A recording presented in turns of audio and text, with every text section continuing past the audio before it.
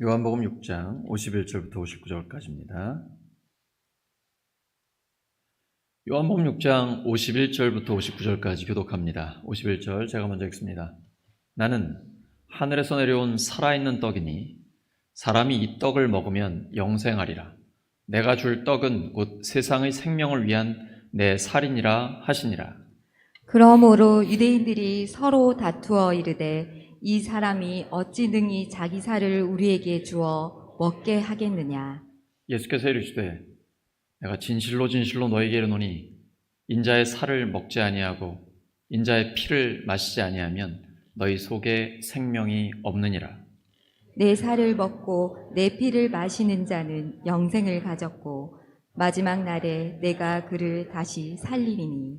내 살은 참된 양식이요 내 피는 참된 음료로다. 내 살을 먹고 내 피를 마시는 자는 내 안에 거하고 나도 그의 안에 거하나니. 살아계신 아버지께서 나를 보내심에 내가 아버지로 말미암아 사는 것 같이 나를 먹는 그 사람도 나로 말미암아 살리라. 이것은 하늘에서 내려온 떡이니 조상들이 먹고도 죽은 그것과 같지 아니하여 이 떡을 먹는 자는 영원히 살리라. 함께 읽습니다. 이 말씀은 예수께서 가버나움 회당에서 가르치실 때 하셨느니라. 아멘. 요한복음 12번째 시간, 하늘에 뿌리를 둔 사람, 하늘에 뿌리를 둔 사람이라는 제목으로 하나님의 말씀 전하겠습니다. 지난 시간에 예수님께서 썩을 양식을 위해 일하지 말고 영생하도록 있는 양식을 위해 일하라 라고 말씀하셨죠. 근데 그 말씀을 들은 유대인들은 영생하도록 있는 양식을 위해 일한다라는 것이 하나님의 일을 하는 것이다 이렇게 이해를 했습니다. 그래서 우리가 어떻게 하면 하나님의 일을 할 수 있습니까?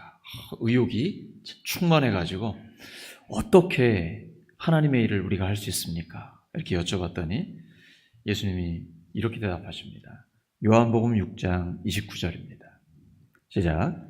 예수께서 대답하여 이르시되 하나님께서 보내신 이를 믿는 것이 하나님의 일이니라 하시니. 예수님 말씀은 뭔가 달라요. 뭔가 일을 하고 싶은데 눈에 보이는 이것이 하나님의 일이다 딱 확실하게 이렇게 말씀해 주시면 좋겠는데 하나님이 보내신 자를 믿는 것이 하나님의 일이다 라고 이렇게 말씀을 하십니다. 왜 그럴까요?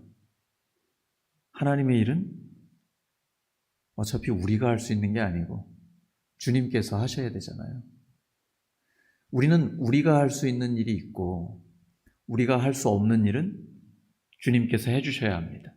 그런데 결정적인 하나님의 일, 그리고 하나님의 일의 그 열매는 우리가 맺을 수는 없습니다. 예수님께서 맺어주셔야 열매가 맺히죠. 그래서 예수님을 믿는 것이 곧 하나님의 일입니다. 예수님을 믿고 뭔가 많이 하려고 하지 마십시오. 하나님은 그런 거 없어도 괜찮습니다. 먼저 할 일은 예수님이 하실 수 있다라는 믿음, 예수님을 믿어드리는 것, 이것이 우리가 해야 할 일입니다. 믿지 못하는 것이 죄입니다. 하나님께서 처음 사람에게 선악을 알게 하는 나무 열매를 먹지 마라. 먹으면 반드시 죽는다라고 말씀하셨습니다. 근데 그걸 믿지 않았습니다. 믿지 못했습니다. 그것이 바로 죄입니다. 바꿔 말하면 하나님과의 관계가 회복되려면 하나님의 말씀을 말씀 그대로 믿는 것입니다. 내게 능력 주시는 자 안에서 내가 모든 것을 할 수 있느니라. 믿는 자에게는 모든 것이 가능하다. 믿는 자는 이미 영생을 가지고 있다. 이 말씀을 그대로 믿으면 하나님과의 관계가 올바른 관계가 되고 그리고 나를 통해 하나님의 일이 이루어지게 되는 것입니다. 그래서 하나님의 일이란 내가 뭔가를 막 하는 게 아니고 먼저 예수님이 하실 수 있다라고 믿어드리는 것입니다. 근데 성경은 이 믿음마저도 내가 믿습니다가 아니고 믿음을 선물이라고 말씀하십니다. 믿어지게 하시는 것입니다. 믿음이란 성령의 역사가 아니고는 생길 수가 없어요. 고린도전서 12장 3절이죠. 성령이 아니고는 예수님을 주님이라고 고백할 수 없습니다. 우리 안에 성령님이 역사하시기 때문에 예수님을 믿어지게 해주시는 것입니다. 예수님을 믿어지게 되면 그 말씀이 우리의 삶에 실제로 이루어지게 됩니다. 하나님의 뜻은 하나님이 예수님께 주신 사람들 한 사람도 예수님이 잃어버리지 않고 영원한 생명을 누리는 것입니다. 이 영원한 생명은 죽은 다음에 훨씬 더 깊이 우리가 누리게 되고 예수님의 재림이 오면 완벽하게 누리게 됩니다. 그러나 지금부터 하나님의 나라를 누릴 수가 있습니다. 그것이 시편 133편에 잘 드러나 있죠. 형제가 연합하여 동거함이 어찌 그리 선하고 아름다운고. 초월적인 하나님의 은혜와 하나님의 복이 우리에게 내재하셔서 우리의 삶에 가정과 교회에서 형제 자매가 연합하여 동거하고 오순도순 평화롭게 살아가는 것. 오늘 우리가 하나님을 찬양할 때 함께하는 것처럼 그렇게 살아가는 것 자체가 영생을 누리는 것입니다. 그래서 요한복음이 말씀하는 영생, 예수님이 말씀하시는 영원한 생명은 지금부터 영원까지 함께 누리는 것입니다. 오늘 요한복음 6장에서 예수님이 내 살을 먹고 내 피를 마시라 라고 말씀하시죠. 그랬더니 유대인들이 그 말귀를 못 알아듣고 우리가 어찌 저 사람의 살을 먹고 피를 마실 수 있겠느냐 이런 말을 던집니다. 근데 이게 우리나라에 복음이 처음 들어왔을 때 기독교를 박해했던 이유 중에 하나입니다. 그때 당시 영아들이 실종되는 일들이 좀 있었는데 기독교는 새로 들어온 어떤 이상한 종교인데 살을 먹고 피를 마신다고 하더라. 그래서 마치 그 식인 종교인 것처럼 오해를 해가지고 핍박을 받았던 우리나라 그 초대 한국 교회의 역사가 있기도 합니다. 완전히 잘못 알아들은 것이죠. 예수님은 예수님의 살과 피를 먹으라라고 하실 때 성찬을 말씀하고 계신 거거든요. 요한복음 6장 51절입니다. 시작.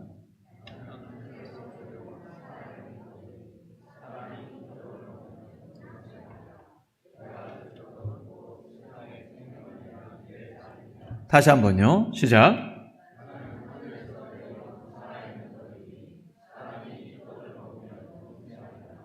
내가 줄 떡은 곧 세상의 생명을 위한 내 살이니라. 예수님께서 하늘에서 내려온 살아있는 떡이라고 말씀하십니다. 스스로가 내가 바로 떡이요 내가 빵이요 밥이다 라고 말씀하고 계십니다. 예수님의 살을 예수님의 피를 먹게 되면 우리가 영생할 수 있다라는 것이죠. 왜 우리가 그런 말 하죠? 이거를 먹으면 다 피가 되고 살이 되는 거야. 이런 말 우리가 하잖아요. 예수님을 먹으면 우리에게 피가 되고 살이 돼서 예수님처럼 살아가게 되는 것이죠. 예수님을 먹는다는 것은 예수님의 말씀을 먹는 것이고 그리고 그 예수님의 말씀에 드러난 예수님의 삶을 우리가 살아가게 되는 것입니다. 예수님의 마음을 품고 예수님처럼 생각하고 예수님이 하나님과 깊이 교제한 것처럼 우리도 친밀하게 교제하고 예수님께서 사람을 대하는 그 태도를 가지고 예수님처럼 사람들을 대하는 것이죠. 영혼 구원과 제자 삼는 사역 그리고 하나님 나라의 아름다움을 드러내고 차별 없이 사람을 존중하고 대가를 바라지 않고 도움을 베풀며 섬김을 받기보다는 섬기는 삶을 살아가는 것입니다. 예수님이 십자가를 지실 때까지 자기의 생명을 내어주실 때까지 우리를 섬기신 것처럼 우리가 점점 더 그렇게 살아가는 것입니다. 이게 바로 예수님을 먹는다라는 것입니다. 고대 사회에서 먹는다라는 건 그런 뜻을 갖고 있어요. 그 사람과 인격을 공유하고 있다라는 것입니다. 그래서 우리가 예수님의 살과 피를 먹는다라는 것은 예수님의 죽으심과 부활의 복음을 믿고 예수님처럼 살아가는 것입니다. 예수님의 인격을, 성품을 점점 더 닮아가게 되는 것이죠. 근데 예수님을 믿는다고 하면서 전혀 예수님과 상관없이 살아간다. 교회에 있을 때는 믿는 것 같은데 교회 밖에 나가면 내 마음대로, 내 뜻대로, 내 하고 싶은 대로 내 욕심만 채우고 살아간다는 것은 예수님을 먹은 게 아닙니다. 그것은 그냥 세상을 먹은 것이죠. 그리고 예수님이 표적으로 주신 떡을 먹을 뿐이지 그것은 참 제자의 삶이 아닙니다. 진짜 예수님의 제자는 예수님이 표적으로 주신 떡만 먹고 사는 게 아니라 곧 육적인 음식만 먹는 것이 아니라 예수님 자신을 먹고 사는 것입니다. 날마다 예수님의 말씀을 먹고 사는 것입니다. 그래서 이건 떡이라고 번역하기보다는 밥이라고 번역하는 게 더 적절합니다. 빵이라고 하면 영어는 그냥 브레드라고 되어 있습니다. 그러면 서양 사람들은 빵이 주식이잖아요. 날마다 먹는. 우리는 밥이지 않습니까? 이 밥을 날마다 먹어야 우리가 건강하게 살 수 있는 것처럼, 또 매일 먹어도 질리지 않는 것처럼 우리가 예수님의 말씀을 매일 먹어야만 영적으로 건강해집니다. 영적으로나 육적으로 강건해지려면 예수님을 먹고 살아야 됩니다. 그리고 예수님의 말씀을 먹으면 피가 되고 살이 돼서 내 삶을 통해 예수님이 드러나게 되는 것이죠. 그것이 바로 주님 주신 산상수훈의 말씀입니다. 너희 선행을, 너희 빛을 사람들에게 비치게 해서 그걸 보는 사람들이 하나님께 영광을 돌리게 하라. 옆 사람 축복해 주시기 바랍니다. 예수님의 살과 피를 먹고 마시기 바랍니다. 다시 한번 축복하시기 바랍니다. 예수님이 피와 살이 되시기 바랍니다.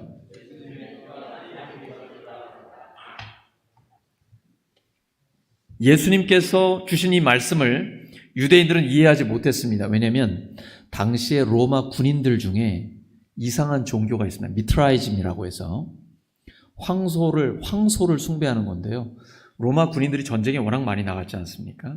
근데 전쟁에 나가면 부상을 당하거나 죽을 수도 있어요. 불안하잖아요. 그러니까 황소를 숭배하는데 아들이 군대에 나가기 전에 엄마가 소의 피를 받아다가 너 이거 먹어. 그러면 너를 보호해 줄 거야. 라고 했던 미신적인 종교거든요. 이것 때문에 야, 어떻게 우리가 저 사람의 피를 먹을 수 있어? 살을 먹을 수 있어? 막 이런 얘기를 하는 거예요. 근데 그건 로마 군인들이 불안하니까 거기에 좀 의지하려고 했던 잘못된 종교입니다. 예수님이 요한복음 6장에서 하신 말씀은 최후의 만찬에서 하신 내용이 요한복음 버전으로 나온 겁니다. 마태복음 26장 26절에서 28절입니다. 시작. 예수께서 떡을 가지사 축복하시고 떼어 제자들에게 주시며 이르시되 받아서 먹으라 이것은 내 몸이니라 하시고 또 간을 가지사 감사기도 하시고 그들에게 주시며 이르시되 너희가 다 이것을 마시라 이것은 죄 사함을 얻게 하려고 많은 사람을 위하여 흘리는 바 나의 피 곧 언약의 피니라. 여기서 보시면 축복하시고 또 잔을 가지사 감사기도 하시고라고 되어 있죠. 이 감사가 헬라어로 유카리스트거든요. 우리가 성찬을 이야기할 때 유카리스트라고 합니다. 감사라고 해요. 이게 가장 중요합니다. 오병이어의 이적을 할 때도 어린아이 도시락을 가지고 예수님이 축사하시죠. 그게 감사기도 한 건데 역시 헬라어로는 유카리스트라고 되어 있습니다. 성찬의 가장 중요한 정신은 감사하는 것입니다. 핵심은 예수님의 죽으심과 부활을 기억하고 기념하는 것이죠. 근데 카톨릭과 우리 개신교가 조금 다릅니다. 천주교는 화채설이라고 해서 될 화자, 몸채자, 사제가 하나님 앞에 기도를 드리면 이 떡과 포도주가 실제로 예수님의 살과 예수님의 피가 된다. 실제로. 기념하는 게 아니라, 상징하는 게 아니라 실제로 된다라고 이렇게 믿습니다. 그런데 사실 기독교의 2000년 역사를 보면 화채설이 기념설보다 조금 더 앞서 있습니다. 하지만 우리 개신교는 기념설을 받아들입니다. 그래서 주님의 몸, 주님의 피를 우리를 위해 흘려주시고 찢어주신 것을 기억하면서 그것이 우리에게 영원한 생명을 주셨고 이제 우리가 예수님처럼 이 땅을 살아갈 때 예수님처럼 살아가기를 원합니다. 주님 만나는 그날까지, 주님 다시 오실 때까지 예수님의 그 정신으로 살아가기를 원합니다. 먼저는 하나님께 감사하는 거예요. 예수님의 그 희생, 우리를 향한 사랑에 감사하고 예수님의 죽으심과 부활을 기억하는 것입니다. 그런데 예수님의 십자가와 부활뿐 아니라 창조부터 예수님의 재림까지 이 전체를 다 기억하는 것입니다. 이것이 바로 성찬이에요. 성찬이 헬라어로 뭐라고요? 유카리스트. 그것은 감사입니다. 우리가 6월 첫 주부터 성찬 예식에 이제 참여할 텐데 가장 중요한 의미는 주님 앞에 감사를 드리고 이제는 그 주님의 살과 피를 내가 먹고 피와 살이 돼서 내가 그렇게 살기를 원합니다 라고 하나님 앞에 간구하는 것. 근데 그 그리스도의 살과 피로 우리 모두가 한 형제요 자매라는 하나님의 가족이 됐습니다라는 걸 선포하는 것이 바로 성찬 예식입니다. 그런데 예수님이 내 살과 피를 먹으라 그러니까 당황하는 거예요. 이게 너무 어렵다. 그러면서 다 떠나갑니다. 이전에 예수님이 오병이의 이적을 통해서 어린아이 도시락 가지고 남자만 5,000명을 먹이니까 10,000명 이상을 먹이니까 그 표적을 보고 경제대통령으로 세우겠다고 수많은 사람들이 몰려서 예수님께 찾아와 왕으로 세우려고 합니다. 근데 예수님께서 정작 가장 중요한 말씀, 내 살을 먹고 내 피를 마시라, 영원한 생명의 핵심적인 말씀을 선포하니까 전부 다 떠나갑니다. 그때 예수님이 남아있는 12 제자들에게도 물어보십니다. 너희도 가려느냐? 예수님의 안타까운 마음이 묻어나는 질문이에요. 예수님 믿으면 질병도 치료되고 돈도 많이 벌 수 있고 자녀손들도 잘 되고 형통하고 이 땅에서 복 많이 받고 이럴 때는 막 사람들이 엄청나게 몰려오는데 가장 중요한 말씀, 영적인 말씀, 예수님의 살과 피를 먹어야 하고 이 땅에서 그 예수님처럼 살아야 합니다. 너무 어렵잖아요. 그러니까 너무 어렵다. 원어를 해석하면 공감할 수가 없다. 이해가 안 된다. 예수님께서 나처럼 살라고 말씀하시는 거거든요. 나는 죽기까지 너희를 사랑하고 내 생명을 내어준다. 너희도 나처럼 살아라. 라고 말씀하시거든요. 근데 오늘 찬양한 것처럼 그 길은 좁은 길이에요. 우리가 가는 그 길은 좁은 문이에요. 그래서 찾는 사람이 많지 않아요. 그러니까 사람들이 어렵고 힘드니까 전부 다 떠나가게 됩니다. 예수님께서 너희도 가려느냐 그랬더니 베드로가 대표로 이렇게 대답합니다. 요한복음 6장 68절과 69절 시작. 시몬 베드로가 대답하되 주여 영생의 말씀이 주께 있사오니 우리가 누구에게로 가오리니까 우리가 주는 하나님의 거룩하신 자이신 줄 믿고 알았사옵나이다. 시몬 베드로가 영생의 말씀을 정말 온전하게 깨달았는지 그것은 조금 미지수이기는 합니다. 그런데 이 신앙의 고백은 굉장히 중요합니다. 공관복음에는 가이사랴 빌립보 지역에서 사람들이 나를 누구라고 하느냐? 그래서 엘리야요, 선지자 이렇게 하다가 베드로가 결정적인 그 유명한 신앙 고백을 하죠. 주는 그리스도시요 살아계신 하나님의 아들입니다. 바로 그 고백이 요한복음에서는 이렇게 표현되고 있습니다. 영생의 말씀이 주께 있습니다. 우리가 어디로 가겠습니까? 주님은 하나님의 거룩하신 자인 줄 믿고 알았습니다. 라고 고백합니다. 이것이 진정한 제자의 고백입니다. 예수님 믿고 잘 먹고 잘 살고 우리가 원하는 출세와 명예와 권력과 건강과 부와 쾌락과 모든 것, 이 땅에서 누리는 것, 이것이 문제가 아니라 가장 중요한 것은 영원한 생명, 하나님의 나라죠. 근데 그걸 이루기 위해 예수님은 좁은 길을 걸으셨고 고난의 길을 걸어가셨습니다. 우리 오늘 찬양했습니다. 나는 가리라 주의 길을 가리라. 근데 그 길이 어떤 길인지 아시죠? 와, 사람들에게 인기받는 그 길 아니에요. 좁은 길이에요. 하지만 생명의 길이에요. 그 길은 고난의 길이에요. 그러나 영광의 길이에요. 아무나 못 따라갑니다. 좁은 문이기 때문에 그 문을 들어가는 사람 많지 않습니다. 우리의 고백이 베드로와 같은 고백이 되기를 원합니다. 영생의 말씀이 주님께 있습니다. 저희가 어딜 가겠습니까? 주님, 끝까지 주를 따라가겠습니다. 말로만이 아니라 삶으로 주를 따라가기를 원합니다. 주님은 하나님의 거룩하신 분인 걸 저희들이 믿고 알았습니다. 여러분 이 순서 아시겠죠? 베드로가 분명히 이렇게 얘기했습니다. 믿고 알았습니다. 라고 얘기했습니다. 우리가 성경 공부를 하다 보면 알고 믿게 되는 경우가 있죠.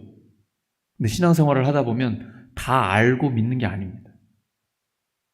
믿어져요. 그럼 나중에 지나게 되면 이것이 주님의 인도하심이고 하나님의 뜻이구나 이걸 깨닫게 됩니다. 성경은 믿음의 책입니다. 믿으면 깨달아집니다. 알고 믿는 게 아니라 우리는 믿고 아는 것입니다. 이것이 베드로의 고백이에요. 예수님이 베드로의 이 고백, 영생의 말씀이 주께 있으면 우리가 어딜 가겠습니까? 이 고백 듣고 너무 흐뭇하신 거예요. 왜냐하면 예수님이 밤새도록 기도하시고 12명의 제자를 뽑으셨거든요. 내가 너희 중에 너희 12를 택하지 않았느냐? 뿌듯해하세요.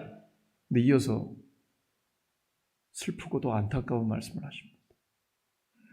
너희 중에 하나는 마귀라는 말씀을 하세요. 사실 사람 보고 마귀라는 말 안 하시는데 이게 마귀의 하수인이라는 것이죠. 마귀의 종 노릇을 하고 있다는 거예요. 그러면서 그 사람이 바로 가룟 유다라고 여기 71절에 말씀을 하시는데 거기 보시면 12 중에 하나로 예수를 팔자러라 라고 되어 있습니다. 여기 헬라어가 멜로인데 우리 멜로 드라마 할 때 그 멜로 있죠? 근데 여기서 멜로같이 이렇게 감미롭지 않습니다. 이 멜로에 미완료형으로 쓰여요. 그 말은 뭐냐면 예수님을 이 사람이 갑자기 이때 무슨 일시적으로 충동적으로 했다는 게 아니라 미완료, 계속해서 품고 있었다는 얘기예요. 그동안 처음에는 예수님을 어떻게 따르게 됐는데 예수님의 말씀을 듣고 가르침을 받고 하다 보니까 자기가 원하는 게 아니에요.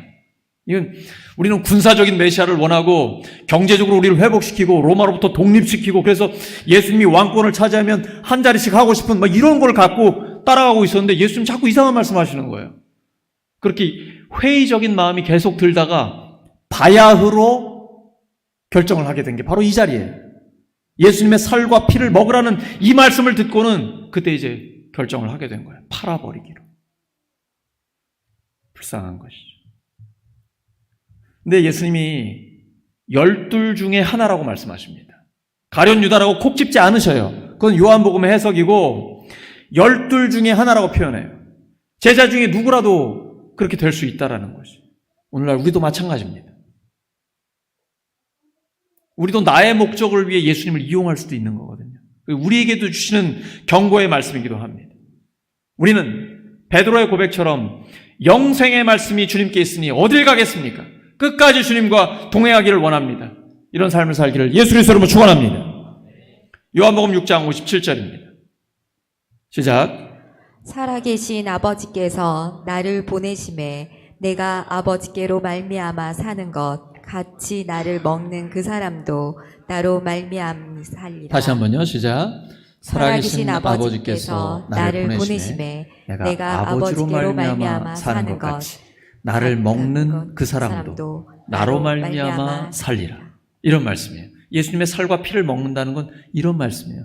날마다 예수님의 말씀을 먹고 그것이 피와 살이 되고 육화되어서 내 삶으로 예수님의 삶이 드러나는 것이죠.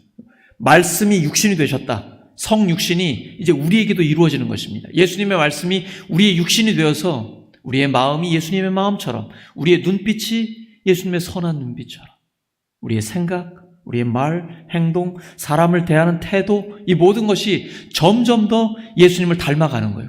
예수님으로 말미암아 살아가는 것이 바로 예수님을 먹는 삶, 참 제자의 삶입니다. 그 길이 얼마나 어려운지 예수님 산상수훈에서 말씀해 주셨죠. 마태복음 7장 13절과 14절입니다. 시작. 좁은 문으로 들어가라. 멸망으로 인도하는 문은 크고 길고 넓어 그리로 들어가는 자가 많고 생명으로 인도하는 문은 좁고 길이 협착하여 찾는 자가 적음이라. 다시 한번요. 시작.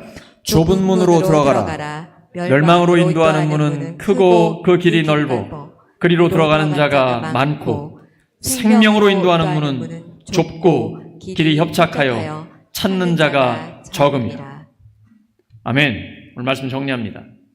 사람은 뿌리를 하늘에 두고 있습니다. 식물은 땅에 두고 있지만 사람은 그 뿌리를 하늘에 두고 있습니다. 왜냐하면 하나님이 하나님의 형상대로 우리를 만드셨기 때문입니다. 아무리 세상 것들로 가득 채워봐도 우리 안에 하나님이 계시지 않으면 그 공허함을 우리는 견딜 수가 없는 것입니다. 왜냐하면 하나님의 형상대로 지음받은 존재이기 때문에 그렇습니다. 믿음의 뿌리를 예수님께 두는 것이 곧 하나님의 일을 하는 것입니다.